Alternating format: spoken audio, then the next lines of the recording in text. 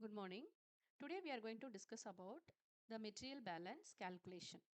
So in the material balance, in the last video, we have discussed about the material balance, what is the importance of material balance, why we have to do the material balance calculation, and what are the things need to be known before doing the material balance, right? The procedure for writing the material balance. And we know that material balance is mainly used for designing an equipment or a reactor vessel, anything. Okay, so material balance is the key component for designing an equipment, because by this material balance only we can know how much amount of input will be fed into that particular system and how much will be getting as a product. So based on that only the designing of an equipment will be taken, and this material balance is written on the basis of law of conservation of mass. The law of conservation of mass says that input is equal to output plus accumulation. So let us consider a simple example: boiling of milk. So in the boiling of milk, what we will be doing, we'll be taking a milk in a vessel. So we should know which type of vessel, the quantity of milk is going to be boiled. So based on that only we can choose a vessel, and that milk has to be kept in the stove, it has to be heated, so that we'll be getting the boiled milk as a product. So boiled milk is our product. So here the overall feed, we can consider the feed is a milk. The feed is a milk and the product is the boiled milk. The feed, we can, while seeing this, the feed, we can say that only the milk is present, but it is not. The feed contains two components. One is milk. Along with that, what will else be present? The water. Definitely the water will be present in the milk. So the feed contains two compounds. One is milk and the water. So one compound is milk, another compound is water. After heating, the product will have again same the boiled milk and water. So again in product also there will be two components. One is milk and another one is water. But apart from this boiled milk, what else will come as a output?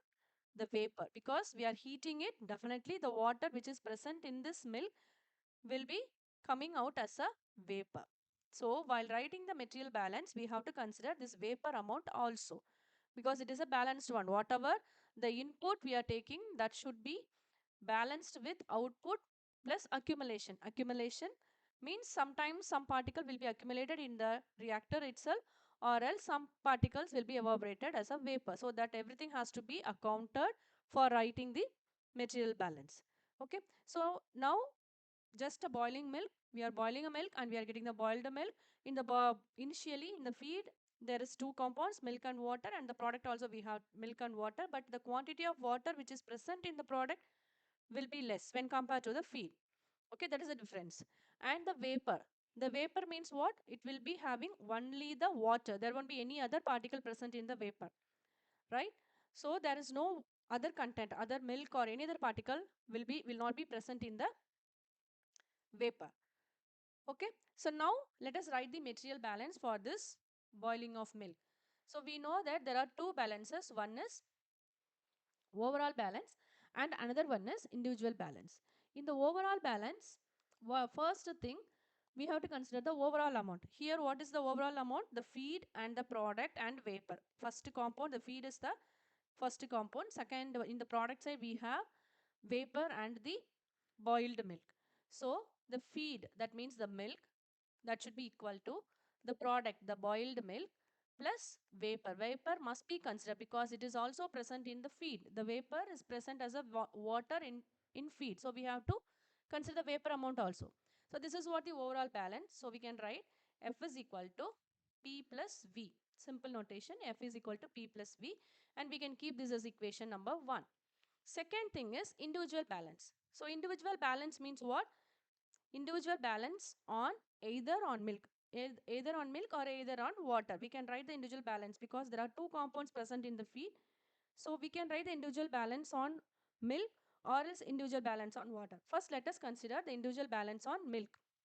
So while writing the individual balance on milk, we have to consider milk in feed. Milk in feed should be equal to milk in product. This is what individual balance on milk. because we know that there is no milk present in the vapor. So milk in feed is equal to milk in product. How will you know that milk in feed? By means of fraction. So how much fraction of milk present in the feed? So that has to be mentioned as XF. So XF is nothing but the fraction of milk present in the feed. So remaining 1 minus XF means the fraction of water. XF, if we are giving XF is the fraction of milk, then 1 minus 1 is nothing but the amount of the fraction of the sum of the fraction will be equal to 1. So if XF is the fraction of milk, then 1 minus XF will be the fraction of vapor. So milk in feed can be calculated as F into XF. So F into XF means F is total feed and XF is the amount of milk. So F into XF will be equal to, what is product? The product symbol can be given as P. So P into, and the fraction of milk in the product and can be written as XP. So P into XP. So this is the equation number 2. If you solve this equation number 1 and 2, we will be getting the unknown quantity. Sometimes they will be giving the feed amount and they may not give vapor, or product amount itself will be the unknown. So if you solve these two equations, so we will be finding out the unknown quantities. That is the aim of the material balance. Okay.